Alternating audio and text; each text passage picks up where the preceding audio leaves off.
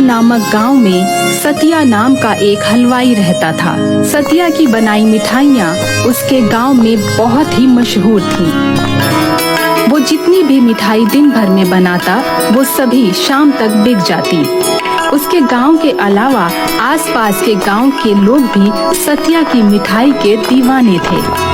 अरे सतिया भैया, जल्दी से 2 किलो मिठाई पैक कर दो।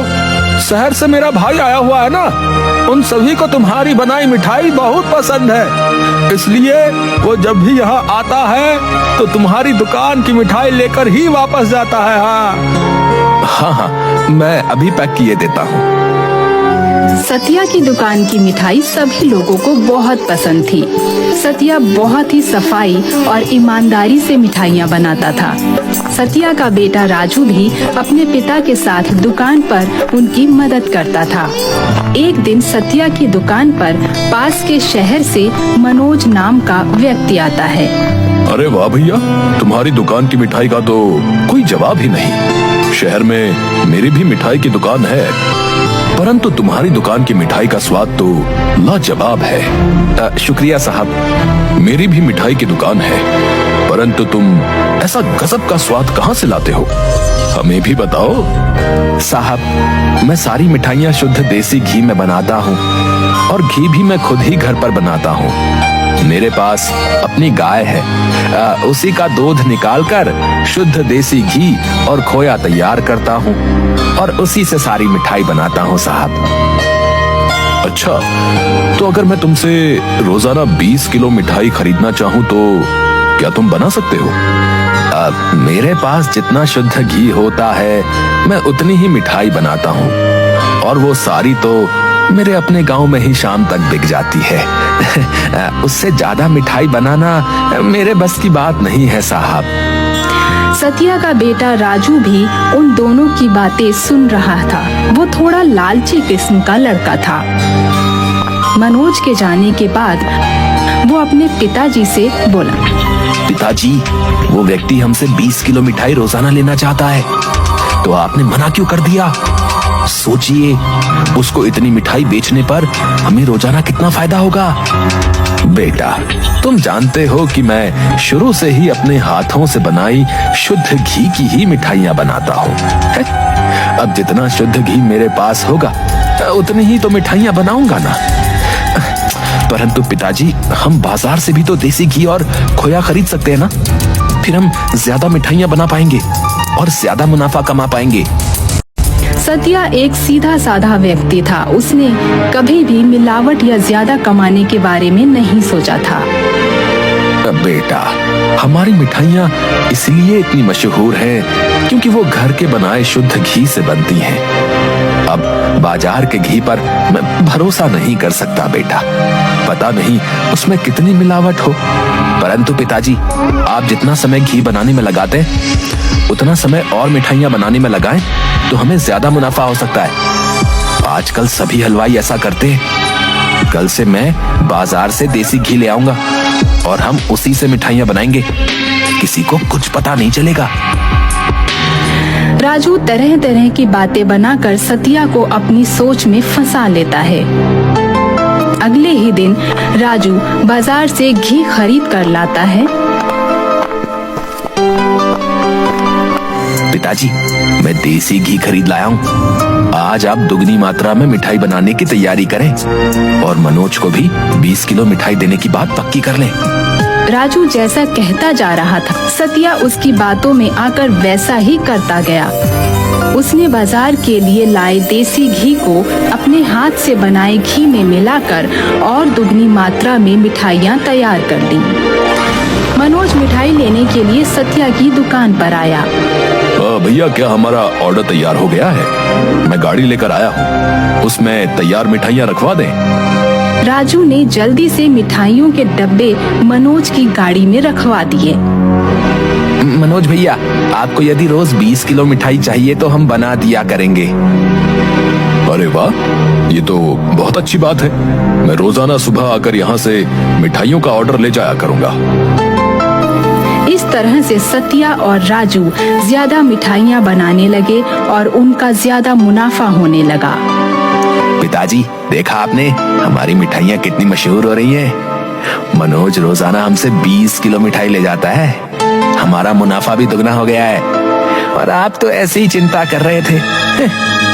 देखा, स्वाद में कोई फर्क नहीं आया। सभी लोगों को आज भी हमारी मिठाइयाँ उतनी ही पसंद है। अब हाँ, तुम ठीक कह रहे हो बेटा। मैं बेकार ही इतनी मेहनत करता रहता था। घी बनाने में, मिठाई बनाने में अब मुझे कितनी मेहनत लगती थी। अब बाजार से घी लेकर हम आसानी से मिठाइयाँ बना रहे हैं और ज्यादा मुनाफा कमा रहे हैं। सतिया का काम बहुत अच्छा चल रहा था। गांव में भी उसकी मिठाइयाँ खूब बिकती थी और शहर से भी ऑर्डर आता था। और देखते ही देखते सतिया पैसे वाला बन गया और उसने कुछ और लोगों को काम पर भी रख लिया था। उसकी बनाई मिठाइयों की मांग दिनों दिन बढ़ने लगी। मिठाइयों की बढ़ती हुई मांग को देखकर राजू सतिया से कहता है, पिताजी, हमारी दुकान पर मिठाइयों की मांग दिनों दिन बढ़ती जा रही है। मैं सोच रहा हूँ कि हमें शहर में मिठाइयाँ सप्लाई करने के लिए बाजार से ज्यादा खोया खरीदना पड़ेगा। अब हाँ, ठीक है बेटा, बाजार से बना बनाया खोया ले आओ और जितनी भी मांग मिठाई की है उसे पूरा करो। कुछ दिनों बाद उनकी दुकान के पड़ोस में राघव नाम के हलवाई ने भी मिठाई की दुकान खोल दी। राघव अपनी दुकान पर आने वाले ग्राहकों को शुरू में काफी डिस्काउंट देने लगा। देखो भैया, जो भी हमारी दुकान से मिठाई खरीदेगा हम उसे डिस्काउंट देंगे। जो जितनी ज्यादा मिठाइयाँ खरीदेगा उसे उतना ही ज्यादा डिस्काउंट मिलेगा। इस तरह से राघव ने पूरे गांव भर में मिठाई की चर्चा करवा ली और उसकी दुकान खूब चलने लगी। राघव एक चालाक आदमी था। उसने सोचा कि यदि मैं सतिया की दुकान बंद करवा दूं तो मुझे और ज्यादा मुनाफा होगा। राघव ने एक आदमी को अपने पास बुलाया और उससे कहा, सुनो भैया, सुनो, मैं तुम्हें एक कनस्तर मिलावटी घी दूंगा, ठीक है, जो तुम सस्ती कीमत पर सतिया को बेच आना, समझे? इस काम के लिए मैं तुम्हें अलग से पैसे दूंगा, क्या समझे? वो आदमी मिलावटी घी का कनस्तर लेकर सतिया की दुकान पर जाता है और उसे बातों में फंसाकर वो कनस्तर राजू को बेच आता है। उस नकली घी से बनी मिठाइयाँ खाकर काफी गांव वाले बीमार पड़ जाते हैं और सतिया की दुकान बंद हो जाती है। राघव से कंपटीशन करोगे हैं?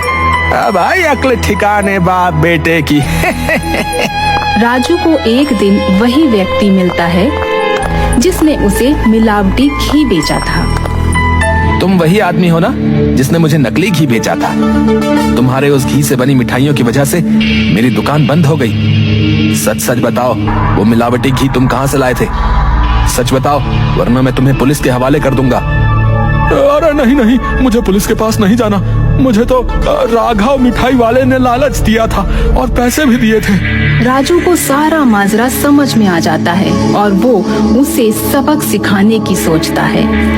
एक दिन राजू भेष बदलकर राघव की दुकान पर जाता है और उससे कहता है, अरे भैया, लगता है तुम्हारी दुकान बहुत अच्छी चलती है।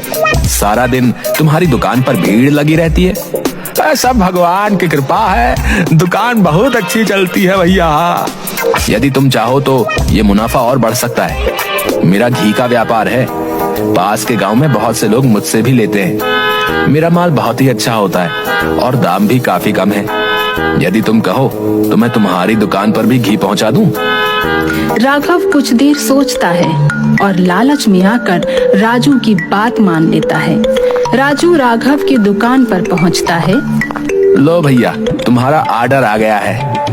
हाँ भाई, तुम तो बहुत जल्दी मेरा सामान ले आए हैं। रुको रुको, मैं तुम्हें पैसे देता हूँ।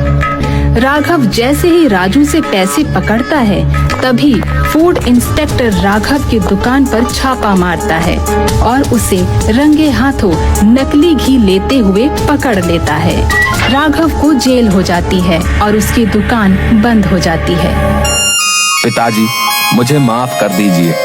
मैं भी पहले गलत राह पर चल रहा था, लेकिन अब मुझे समझ आ गया है कि थोड़ा कमाओ लेकिन इज्जत के साथ कमाओ। आज के बाद हम दोनों पहले की तरह ही अपनी शुद्ध मिठाई ही बनाया करेंगे। इसके बाद से वो अपनी दुकान पर साफ सुथरा अच्छा सामान ही रखता है और उसकी दुकान अब दोबारा से चलने लगती है।